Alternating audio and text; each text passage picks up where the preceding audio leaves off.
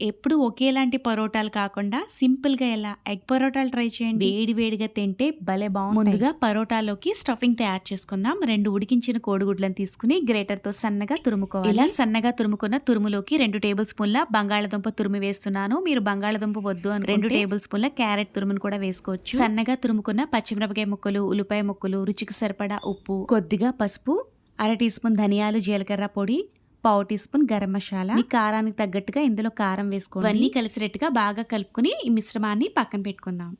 పలుచని చపాతీల్లా ఒత్తుకోవాలి. చపాతీ పిండి కలుపుకున్నప్పుడే కొంచెం ఆయిల్, సాల్ట్ వేసి కలుపుకున్నాను. ఇలా ముందుగా రెడీ చేసి పెట్టుకున్న మిక్స్ ని వేసుకున్న తర్వాత అంచుల్ని కొద్దిగా వాటర్ తో తడుపుకుని పైన వేరే చపాతీని వేసుకుని కొంచెం ప్రెస్ చేసుకుంటే మనకి చక్కగా అతుకుపోతుంది. పాన్ హీట్ అయిన తర్వాత పరోటాని వేసుకుని ఆయిల్ కన్నా నెయ్యి వేసుకుని కాల్చుకుంటే టేస్ట్ చాలా బాగుంటుంది. 2 వైపులా ఎర్రగా కాల్చుకుని తీసుకోవాలి. పరోటాలు వేడిగా తింటే చాలా బాగుంటాయి.